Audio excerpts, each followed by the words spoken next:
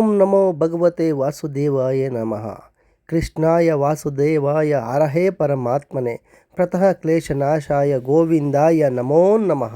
ನಮಸ್ಕಾರ ಸ್ನೇಹಿತರೆ, ಎಲ್ಲರಿಗೂ welcome back to my YouTube channel.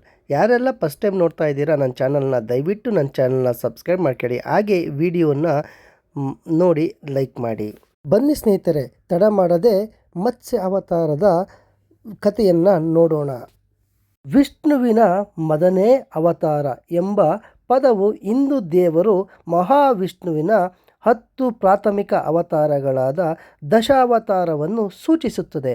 ಈ ಅವತಾರಗಳು ವಿಶ್ವ ಸಮತೋಲನ ಮತ್ತು ಧರ್ಮನಿಷ್ಠೆಯನ್ನು ಪುನಃಸ್ಥಾಪಿಸಲು ಭೂಮಿಗೆ ಇಳಿದ ವಿಷ್ಣುವಿನ ಅಭಿವ್ಯಕ್ತಿಗಳು ಎಂದು ನಂಬಲಾಗಿದೆ.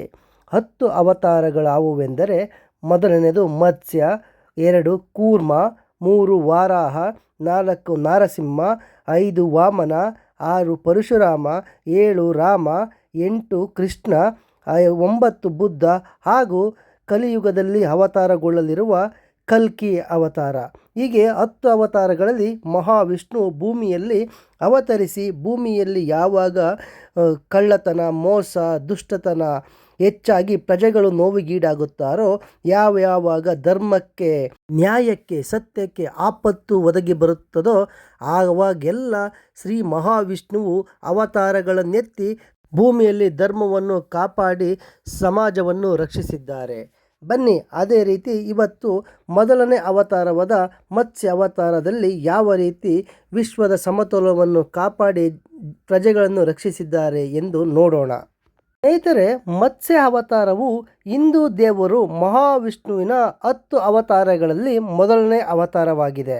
ಈ ರೂಪದಲ್ಲಿ ಮಹಾವಿಷ್ಣುವು ರಾಜನಾದ ಮನು ಮತ್ತು ವೇದಗಳನ್ನು, ಜಗತ್ತನ್ನು ಆವರಿಸಿರುವ ಮಹಾಪ್ರವಾಹದಿಂದ ರಕ್ಷಿಸಲು ಮೀನಾಗಿ ಅಂದರೆ ಮತ್ಸ್ಯವಾಗಿ ಕಾಣಿಸಿಕೊಳ್ಳುತ್ತಾನೆ. ಭಾಗವತ ಪುರಾಣಗಳ ಪ್ರಕಾರ ಹಯಗ್ರೀವ ಎಂಬ ರಾಕ್ಷಸನಿಂದ ಕದ್ದ ವೇದಗಳನ್ನು ಮರಳಿ ಪಡೆಯಲು ವಿಷ್ಣು ಮತ್ಸ್ಯ ರೂಪವನ್ನು ತಾಳುತ್ತಾನೆ ಎಂದು ಉಲ್ಲೇಖವಿದೆ. ಹಯಗ್ರೀವ ಎಂಬ ಮಹಾನ್ ರಾಕ್ಷಸನು ನಮ್ಮ ಹಿಂದೂ ಧರ್ಮದ ಪ್ರಾಚೀನ ವೇದಗಳ ಪುಸ್ತಕಗಳನ್ನು ಕದ್ದೊಯ್ದಿರುತ್ತಾನೆ. ಆಗ ಆ ವೇದಗಳನ್ನು ರಕ್ಷಿಸಲು ಮಹಾವಿಷ್ಣುವು ಮತ್ಸ್ಯ ಅವತಾರವನ್ನು ತಾಳಿ ಅವನೊಂದಿಗೆ ಹೋರಾಡಿ ನಮ್ಮ ವೇದಗಳನ್ನು ಸುರಕ್ಷಿತವಾಗಿ ಮರಳಿ ಪಡೆಯುತ್ತಾರೆ, ಅವನನ್ನು ವಧೆ ಮಾಡುತ್ತಾರೆ. ಸ್ನೇಹಿತರೆ, ಈ ಮತ್ಸ್ಯ ಅವತಾರದ ಪ್ರಾರಂಭವು ಜಗತ್ತನ್ನು ನಾಶ ಮಾಡಲಿರುವ ಒಂದು ಮಹಾಪ್ರವಾಹದೊಂದಿಗೆ ಪ್ರಾರಂಭವಾಗುತ್ತದೆ. ಈ ಪ್ರವಾಹವನ್ನು ಕೆಲವೊಮ್ಮೆ ಅಜ್ಞಾನ ಮತ್ತು ಅಲೌಕಿಕ ಆಸೆಗಳಿಂದ ಉದ್ಭವಿಸಬಹುದಾದ ಅವ್ಯವಸ್ಥೆ ಹಾಗೂ ವಿನಾಶದ ಸಂಕೇತವೆಂದು ಅರ್ಥೈಸಲಾಗಿದೆ. ಮತ್ಸ್ಯಾವತಾರ ತಾಳುವುದಕ್ಕೂ ಮೊದಲು ಒಬ್ಬ ನೀತಿವಂತ, ಧರ್ಮನಿಷ್ಠ ರಾಜನಾದ ಮನು ಎಂಬುವನು ಭೂಮಿಯನ್ನು ಆಳುತ್ತಾ ಇರುತ್ತಾನೆ. ಮನು ಪ್ರತಿನಿತ್ಯ ನದಿಯಲ್ಲಿ ದೇವರಿಗೆ ವಂದನೆಗಳನ್ನು ಅರ್ಪಿಸಿ ಹೋಗುತ್ತಿರುತ್ತಾನೆ. ಹೀಗಿರುವಾಗ ಒಂದು ದಿನ ಅವನಿಗೆ ನದಿಯಲ್ಲಿ ಒಂದು ಚಿಕ್ಕದಾದ ಮೀನು ಕಾಣಿಸುತ್ತದೆ. ಅದು ತುಂಬ ಆಕರ್ಷಿತವಾಗಿರುತ್ತದೆ. ಅವನ ಮನಸ್ಸನ್ನು ಆ ಮೀನು ಸೂರೆಗೊಳ್ಳುತ್ತದೆ. ಆಗ ಅದನ್ನು ಅಲ್ಲಿ ಬಿಟ್ಟೋಗಲು ಅವನಿಗೆ ಮನಸ್ಸಾಗುವುದಿಲ್ಲ. ಹಾಗೆ ಅತ್ಯಂತ ನೀತಿವಂತ, ಸತ್ಯವಂತನಾಗಿದ್ದ ಮನುಗೆ ಅದನ್ನು ಎಲ್ಲಾದರೂ ದೊಡ್ಡ ಮೀನುಗಳು ತಿಂದು ಬಿಟ್ಟರೆ ಏನು ಗತಿ ಎಂಬ ಮನಸ್ಸಾಗುತ್ತದೆ. ಆಗ ಅವನು ಅದನ್ನು ತನ್ನ ಭಟರಿಗೆ ಹೇಳಿ ಒಂದು ಮಡಿಕೆಯನ್ನು ತರಿಸಿ ಅದರಲ್ಲಿ ನೀರು ತುಂಬಿಸಿ ಆ ಮೀನನ್ನು ತೆಗೆದುಕೊಂಡು ಅರಮನೆಗೆ ಹೋಗುತ್ತಾನೆ. ಹಾಗೆಯೇ ಆ ಪುಟ್ಟ ಮೀನು ಸಹ ರಾಜನಲ್ಲಿ ಮನವಿ ಮಾಡಿಕೊಳ್ಳುತ್ತದೆ. ಮಹಾರಾಜ, ನನ್ನನ್ನು ಸಂರಕ್ಷಿಸು, ನನಗೆ ಜೀವ ಭಯವಿದೆ ಎಂದು ಕೂಡ ಹೇಳುತ್ತದೆ. ಆಗ ಅದರ ಮಾತಿನಂತೆ ಮಹಾರಾಜ ಅದನ್ನು ತನ್ನ ಅರಮನೆಗೆ ತೆಗೆದುಕೊಂಡು ಹೋಗುತ್ತಾನೆ. ಹೀಗೆ ಅರಮನೆಗೆ ಬಂದ ಪುಟ್ಟ ಮೀನು ಅಗತ್ಯಕ್ಕಿಂತ ಹೆಚ್ಚಾಗಿ ಬೆಳೆಯುತ್ತದೆ. ಅದನ್ನು ಒಂದು ಚಿಕ್ಕ ಪಾತ್ರೆಯಲ್ಲಿಟ್ಟಾಗ ಅದು ದೊಡ್ಡದಾಗಿ ಬೆಳೆಯುತ್ತದೆ.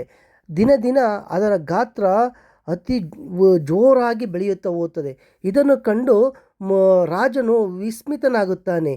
ಏನು ಈ ಥರ ಬೆಳೆಯುತ್ತದೆಯಲ್ಲ ಎಂದು, ಖಂಡಿತ ಇದು ಸಾಮಾನ್ಯ ಮೀನಾಗಿರುವುದಿಲ್ಲ ಎಂದು ತಿಳಿದು ಅದಕ್ಕೆ ನಮಸ್ಕರಿಸಿ ಕೇಳುತ್ತಾನೆ, ನೀವು ದಯವಿಟ್ಟು ಯಾರೆಂದು ತಿಳಿಸಿ, ನೀವು ಯಾವುದೇ ರೀತಿಯ ಸಾಮಾನ್ಯ ಮೀನಲ್ಲ ಎಂದು ನನಗೆ ತಿಳಿದಿದೆ ಎಂದು ವಿನಂತಿಸಿಕೊಂಡಾಗ ಮಹಾವಿಷ್ಣುವು ಇದರ ರೂಪದಲ್ಲಿರುವುದು ನಾನೇ. ಮುಂದೆ ಬರುವ ವಿಚಾರಗಳನ್ನು ಸಪ್ತ ಋಷಿಗಳೊಂದಿಗೆ ಸಮಾಲೋಚಿಸು ಎಂದು ಅವನಿಗೆ ಹೇಳುತ್ತಾರೆ. ಆಗ ಶ್ರೀ ಭಗವಾನ್ ವಿಷ್ಣುವಿನೇ ತನ್ನ ಮನೆಗೆ ಮತ್ಸ್ಯ ಅವತಾರವಾಗಿ ಬಂದಿದ್ದಾನೆಂದು ಸಂತೋಷದಿಂದ ಮನುವು ಸಪ್ತ ಋಷಿಗಳನ್ನು ಕರೆಸಿ ಇದರ ಬಗ್ಗೆ ವಿಚಾರಿಸಿದಾಗ ಅವರು ಅವನಿಗೆ ಆ ಮುಂದೆ ಬರುವಂಥ ಪ್ರವಾಹ ಹಾಗೂ ಆ ಪ್ರವಾಹಕ್ಕಾಗಿ ನಾವು ಸಿದ್ಧಪಡಿಸಬೇಕಾಗಿರುವ ಒಂದು ದೊಡ್ಡ ಹಡಗು ಹಾಗೂ ಅದರಲ್ಲಿ ಎಲ್ಲ ಪ್ರಾಣಿ ಪಕ್ಷಿಗಳು ಹಾಗೂ ಮನುಷ್ಯರನ್ನು ಅದರಲ್ಲಿ ಸುರಕ್ಷಿತವಾಗಿ ಮತ್ಸ್ಯ ಅವತಾರದ ವಿಷ್ಣು ರಕ್ಷಿಸುತ್ತಾನೆ ಎಂಬ ಮಾಹಿತಿಯನ್ನು ಕೊಡುತ್ತಾರೆ. ಹಾಗೆ ಆ ದೊಡ್ಡದಾಗಿ ಬೆಳೆಯುತ್ತಿದ್ದ ಮೀನು ಸಾಕ್ಷಾತ್ ಮಹಾನ್ ವಿಷ್ಣುವೇ ಎಂದು ಅವನಿಗೆ ತಿಳಿಸಿ ಆ ಮೀನನ್ನು ಮತ್ತೆ ಸಮುದ್ರಕ್ಕೆ ಬಿಡಲು ಹೇಳಲಾಗುತ್ತದೆ. ಆಗ ಅವರ ಮಾತಿನಂತೆ ಅವನು ಮತ್ತೆ ಆ ಮೀನನ್ನು ಸಮುದ್ರದಲ್ಲಿ ಬಿಡುತ್ತಾನೆ. ಹೀಗಿರುವಾಗ ಅವನು ತಮ್ಮ ಸುರಕ್ಷತೆಗಾಗಿ, ಜಗತ್ತಿನ ಸುರಕ್ಷತೆಗಾಗಿ ಋಷಿಗಳು ಹಾಗೂ ಮಹಾವಿಷ್ಣು ಹೇಳಿದಂತೆ ರಕ್ಷಿಸಲು ಒಂದು ಬೃಹತ್ತಾದ ಹಡಗನ್ನು ನಿರ್ಮಿಸುವ ಕಾರ್ಯಕ್ಕೆ ಕೈ ಹಾಕುತ್ತಾನೆ. ಅವನ ಹೇಳಿದ ಹಾಗೆ ಒಂದು ಬೃಹತ್ತಾದ ಹಡಗು ಸಹ ತಯಾರಾಗುತ್ತದೆ. ಇರುವಾಗ ಆ ದಿನ ಬಂದೇ ಬಿಡುತ್ತದೆ. ಸಮುದ್ರದಲ್ಲಿ ಮಹಾನ್ ಪ್ರವಾಹ ಪ್ರಾರಂಭವಾಗುತ್ತದೆ. ಅದನ್ನು ಅರಿತ ಸಪ್ತ ಋಷಿಗಳು ರಾಜನಿಗೆ ಸಂದೇಶವನ್ನು ನೀಡುತ್ತಾರೆ. ಈ ಕ್ಷಣ ಎಲ್ಲ ಪ್ರಾಣಿ ಪಕ್ಷಿಗಳು ಮನುಷ್ಯರನ್ನು ಆ ಹಡಗಿಗೆ ಹತ್ತಿಸು ಎಂದು. ಆಗ ಎಲ್ಲರೂ ಸಹ ಹಡಗಿನಲ್ಲಿ ಹತ್ತಿ ಕೂರುತ್ತಾರೆ. ಆಗ ಪ್ರಾಣಿ ಪಕ್ಷಿಗಳು ಎಲ್ಲವೂ ಹತ್ತಿ ಕೂತ ಮೇಲೆ ಪ್ರವಾಹ ಅತ್ಯಂತ ಭೀಕರವಾಗಿ ಬರಲು ಪ್ರಾರಂಭಿಸುತ್ತದೆ. ಆಗ ಮತ್ಸ್ಯಾವತಾರದ ಮಹಾವಿಷ್ಣುವು ಸಮುದ್ರದಲ್ಲಿರುವಾಗ ಆ ಹಡಗನ್ನು ತನ್ನ ಮೈಗೆ ಕಟ್ಟಿಕೊಳ್ಳುತ್ತಾರೆ. ಹಗ್ಗದಿಂದ ಕಟ್ಟಿಕೊಂಡು ಅದನ್ನು ಮುಂದೆ ನಿಂತು ಎಳೆಯುತ್ತಾ ಹೋಗುತ್ತಾರೆ. ಪ್ರವಾಹದ ಭೀಕರತೆ ಕಡಿಮೆ ಆಗುವವರೆಗೂ ತಾವು ಆ ಹಡಗನ್ನು ಸುರಕ್ಷಿತ ಪ್ರದೇಶಕ್ಕೆ ಕೊಂಡೊಯ್ಯುತ್ತಾರೆ. ಹೀಗೆ ಮಹಾವಿಷ್ಣುವು ಭೂಮಿಯನ್ನು ಹಾಗೂ ಅದರಲ್ಲಿನ ಜೀವಿಗಳನ್ನು ಈ ಹಡಗಿನಲ್ಲಿ ಸುರಕ್ಷಿತವಾಗಿ ಮಹಾಪ್ರವಾಹದಿಂದ ಸಂರಕ್ಷಿಸುತ್ತಾರೆ. ಹೀಗೆ ಮತ್ಸ್ಯಾವತಾರದಿಂದ ಭೂಮಿಯನ್ನು ಸಂರಕ್ಷಿಸಿದ ಮೊದಲನೇ ಅವತಾರ ಮತ್ಸ್ಯಾವತಾರವಾಗಿ ಗುರುತಿಸಿಕೊಂಡಿದೆ. ಸ್ನೇಹಿತರೆ, ಹೀಗೆ ಮಹಾವಿಷ್ಣುವು ಮೊದಲನೇ ಅವತಾರ ಮತ್ಸ್ಯಾವತಾರದಲ್ಲಿ ಹಯಗ್ರೀವ ಎಂಬ ರಾಕ್ಷಸನಿಂದ ನಮ್ಮ ವೇದಗಳನ್ನು ಹಾಗೆ ಪ್ರಪಂಚವನ್ನು ಪ್ರವಾಹದಿಂದ ಕಾಪಾಡಿದ ಎಂಬ ಉಲ್ಲೇಖವಿದೆ. ಪ್ರವಾಹ ನಂತರ ಮಹಾವಿಷ್ಣುವು ಎಲ್ಲರನ್ನು ದಡ ಸೇರಿಸಿ ಮಹಾರಾಜ ಮನುವಿಗೆ ನೀತಿವಂತನಾಗಿ ಹಾಗೂ ರಾಜ್ಯವನ್ನು ಸುರಕ್ಷಿತವಾಗಿ ಯಾವುದೇ ಮೇಲು ಕೀಳು ನೋಡದೆ ಸಾಮ್ರಾಜ್ಯವನ್ನು ಸರಿಯಾದ ರೀತಿಯಲ್ಲಿ ಆಡಳಿತ ನಡೆಸಿ ಎಂದು ಸಲಹೆ ಕೊಟ್ಟು ಹೋಗುತ್ತಾನೆ. ಅಂದರೆ ನಮ್ಮ ಹಿಂದೂ ಧರ್ಮದಲ್ಲಿ ವಿಷ್ಣುವು ಸೃಷ್ಟಿಕರ್ತನಾದ ಬ್ರಹ್ಮದೇವ ಹಾಗೂ ವಿನಾಶಕನಾದ ಶಿವನೊಂದಿಗೆ ಪ್ರಮುಖ ತ್ರಿಮೂರ್ತಿಗಳಲ್ಲಿ ಒಬ್ಬನಾಗಿ ಇವನು ನಮ್ಮನ್ನು ಕಾಪಾಡುವವನಾಗಿದ್ದಾನೆ. ವಿಷ್ಣುವು ಹೆಚ್ಚಾಗಿ ಅತ್ಯಂತ ದಯಾಮಯಿ ಎಂದು ಪರಿಗಣಿಸಲಾಗುತ್ತದೆ. ಅವನು ದೈವಿಕ ರೂಪವನ್ನು ವಿಷ್ಣುವಿನ ವಿಗ್ರಹಗಳು ಎಂದು ಕರೆಯಲ್ಪಡುವ ಸಂಕೀರ್ಣವಾಗಿ ಕೆತ್ತಿದ ವಿಗ್ರಹಗಳಲ್ಲಿ ಚಿತ್ರಿಸಲಾಗಿದೆ. ವಿಷ್ಣುವು 10 ವಿಭಿನ್ನ ರೂಪಗಳನ್ನು ತೆಗೆದುಕೊಂಡನೆಂದು ನಂಬಲಾಗಿದೆ. ಹೀಗೆ ವಿಷ್ಣುವಿನ ಎಲ್ಲ ಅವತಾರಗಳು ಒಂದೇ ಗುರಿಯನ್ನು ಹಂಚಿಕೊಳ್ಳುತ್ತವೆ. ವಿಭಿನ್ನ ಅವತಾರಗಳ ಮೂಲಕ ಸಾಧಿಸಲಾಗುತ್ತದೆ. ಪ್ರತಿಯೊಂದು ತನ್ನದೇ ಆದ ದಂತಕಥೆಯನ್ನು ಕೂಡ ಹೊಂದಿದೆ.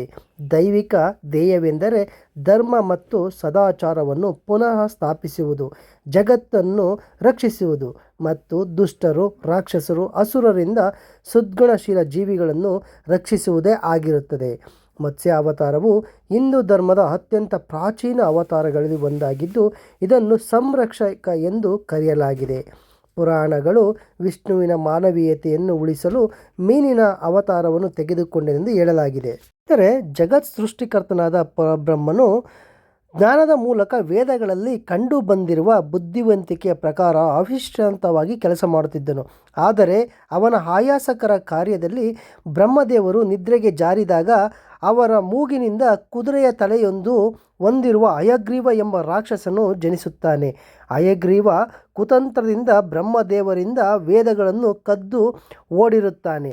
ಅದೃಷ್ಟವಶಾತ್ ಶ್ರೀ ಮಹಾವಿಷ್ಣುವು ಹಯಗ್ರೀವನು ಕಳ್ಳತನ ಮಾಡುವುದನ್ನು ಗಮನಿಸಿರ್ತಾನೆ. ಆಗ ತಾನು ಮತ್ಸ್ಯ ಅವತಾರವನ್ನು ಸಣ್ಣ ಮೀನಿನ ರೂಪದಲ್ಲಿ ತಾಳಿ ಭೂಮಿಗೆ ಬಂದು ಆ ರಾಕ್ಷಸ ಕದ್ದಂಥ ವೇದಗಳನ್ನು ಅವನೊಂದಿಗೆ ಹೋರಾಡಿ ಮತ್ತೆ ಪಡೆದು ಬ್ರಹ್ಮದೇವರಿಗೆ ಅರ್ಪಿಸುತ್ತಾರೆ. ಹಾಗೆ ಪ್ರವಾಹದಿಂದ ಜಗತ್ತನ್ನು ಕಾಪಾಡಲು ಒಂದು ದೊಡ್ಡದಾದ ಮೀನಿನ ರೂಪವನ್ನು ತಳೆದು ಮತ್ಸ್ಯಾವತಾರದಲ್ಲಿ ಪ್ರಾಣಿ ಪಕ್ಷಿಗಳು ಸಕಲ ಜೀವ ಜಂತುಗಳನ್ನು ಒಂದು ಹಡಗಿನಲ್ಲಿ ತುಂಬಿಸಿ ಮಾನವರು ಎಲ್ಲರನ್ನು ತಾನು ಸುರಕ್ಷಿತ ಪ್ರದೇಶಕ್ಕೆ ಕರೆದೊಯ್ದು ಇಡೀ ಪ್ರಪಂಚವನ್ನು ಕಾಪಾಡುತ್ತಾನೆ ಎಂದು ಉಲ್ಲೇಖವಾಗಿದೆ.